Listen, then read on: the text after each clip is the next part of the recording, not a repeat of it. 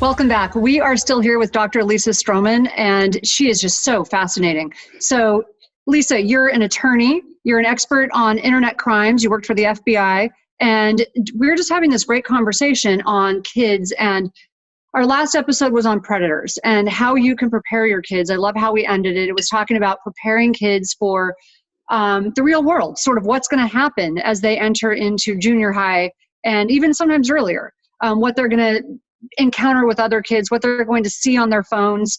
And that's something we were talking about. How can parents initiate this conversation? Now, I'm a trauma nurse. I'm pretty intense.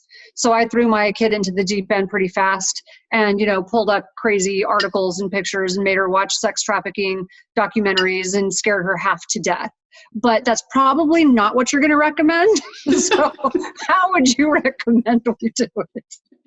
Well, I think that there's probably like the Goldilocks Zone, maybe, where you can be in the middle and it's just right.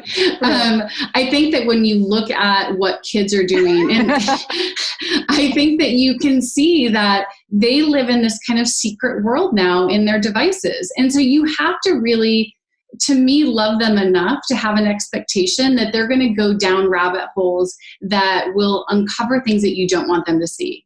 And that's the most important part as a parent. It's the sex talk that most of us never got because our parents just had no idea how to have it. And then we handed it over to the schools and they did an awful job at trying to figure out what it was and the messaging that they gave and not taking into consideration the developmental issues. So, where the kids are, what their needs are. So I think that with technology, understanding that developmentally they're immature, right? They don't have full frontal lobe executive function, the ability to weigh right from wrong, long-term and short-term decisions. And then you hand them this magical access into the internet that allows them to just kind of traipse along. And so I tell parents, one of the things that I would say is for you to really recognize that giving them access, whether it's a personal device or a home computer or whatever, it is literally like dropping them off on a strange street that you've never been on, and hoping that they don't walk down the street and find somebody bad. And so if you're not comfortable with that as a parent, you have to have a conversation and you have to literally describe and create a child, whatever your child's age is, but a description of what that world is like. So if your daughter's going, say, to Miami and there's heavy trafficking and there's a lot of prostitution and things that are happening that's going to be in front of her. Vegas comes to mind, having been there multiple times for sporting events with my kids. It's like, you better have that conversation before you get there because you don't have choice once it's in front of you. Right. And so that's curiosity with kids. And so that's one of the things that I think you need to take into consideration as a parent. Yeah, no, my daughter, after she got done threatening to call Child Protective Services for me making her listen to all of this stuff and scare her half to death, she's like, I don't think you're supposed to be traumatizing me. I need therapy. But the reason that I did that was because maybe you can answer, whether this is a good thing or a bad thing. Because we travel a lot internationally, number one, and she goes with us, right? That's a big thing. But also, I didn't trust the fact that just because we're monitoring her phone, I know most parents aren't monitoring their phones. I know parents who buy alcohol for parties. So based on that fact alone, it doesn't matter how much I monitor her phone. When she's with her friends, their phones are not monitored. Okay, so rather than just relying on phone monitoring, I wanted to rely on, is my daughter smart enough when she sees something to actually, for it to trigger, oh, this isn't good. This is scary. This is not a good thing. And so I needed to instill that in her. I wanted that voice in her to sort of wake up and go, it's not nice, honey. The world is not just, it's not a fairy tale. So there's no Prince Charming at the end of that rope. And I wanted to be sure that when I'm not there to monitor her, that she can still see the truth. So Perfect. I don't know. I mean, that's the Goldilocks area. I mean, that's empowering children. And my mission and passion has always been, we empower our kids to understand the rules. So if they don't understand, say they're going on, specifically one of my hot buttons is the live streaming apps, and TikTok is another really great example. TikTok used to be Musical.ly. Musical.ly was highly traffic through with predators, and people on there that go in there, they look at these videos, they identify themselves, they create fake accounts, they start messaging with the kids. And it's like picking off the weak zebra in the pack, because it's playing upon their vulnerability to need that attention, to want to know that they're good. And again, we've taught them what a good zebra looks like, right? Like we teach them, like, if somebody's nice to you. And so they're very trained to go into these platforms and pull that data and do that stuff. So I think it's really important to teach them the realities of it and to understand what the rules are. Because we would never sit down and play, say, Monopoly. And if the three of us sat down and I was like, let's play, we all pretty much understand we all get the $200 when we pass go, and we all get a certain amount when we start. But if I told you I get $2,000 every time I pass go, and you guys only get 200, you would say I'm not going to play. So one of the things that I'm very strongly an advocate of, and what I do anytime I go and talk to families or kids, is teach them the rules. So I pull the privacy policies off of these apps, and I go through them and I highlight those areas. I put it in a slideshow. I go through and I talk about it, and I was like, here's what this means. And I basically take the legalese, because nobody's reading the 23 pages of agreements that we're downloading, and I translate it for kids, depending on whatever age they are. And I was like, here's what they do. They own your content.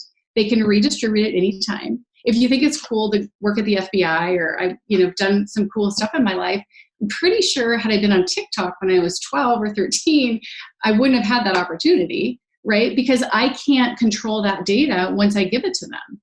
And then I teach them, how do you pull it back? How do you clean that up? And so for parents, monitoring is part of it. But you do have to go in and you have to be honest with your kids, and you have to trust them. They're good. Kids want to be good. Right.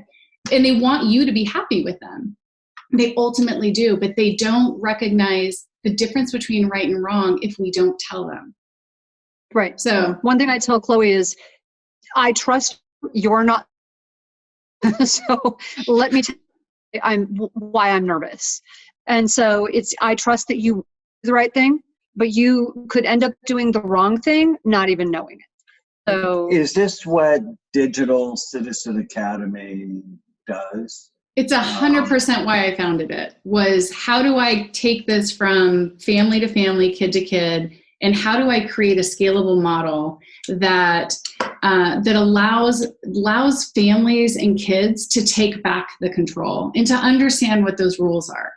And I think that's so important. You just mentioned you take that 23 pages, you boil it down to something that a kid will understand. Do you have something like that in a book or in a slideshow that, I would love to see that. So yeah. So I have that written anywhere? So I haven't, I'm trying to think, we're just finished the copy on our second book. I don't think I don't know if I have an image of it in there. I'm for sure one of my webinars has it. And so I'm playing catch up of I've avoided putting a lot of stuff on technology or on platforms and things like that.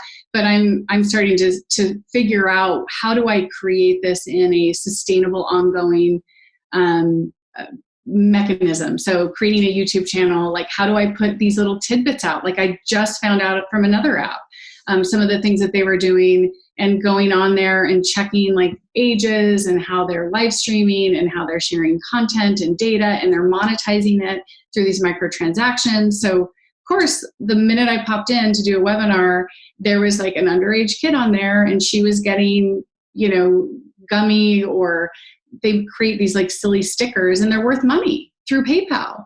And so she's literally becoming this online prostitute for unknown people. And I can tell she's in a room, hiding behind a door and talking very quietly because she doesn't want her parents to know. So how do I alert people because they come out every day? So that's what I'm trying to do. I'm trying to figure out a way to get that information out on a regular basis. Because to me, catching those people and unveiling the truth behind it, we have to do it together, because otherwise it's never going to stop, and we're going to lose all of our kids to this really unfair, addictive potential that these platforms are giving. Well, we need your work more than ever before. So thank you for being so with us. Interesting. And for people who want to learn more, dcakids.org. They can learn more. And also, and I'll have you spell it, is it drlisastrohman.com? They can find out more about your practice and so on. So spell that for everybody. So Dr. DrLisastrohman. Great. Yeah. Thank you, Lisa. What a joy to see you. Thank you so much. It's so interesting as always. If you're enjoying the Brain Warriors Way podcast, please don't forget to subscribe so you'll always know when there's a new episode. And while you're at it, feel free to give us a review or 5-star rating, as that helps others find the podcast. If you're considering coming to Amen Clinics or trying some of the brain healthy supplements from BrainMD, you can use the code podcast10 to get a 10% discount on a full evaluation at amenclinics.com or a 10% discount on all supplements at brainmdhealth.com. For more information, give us a call at 855-978-1363.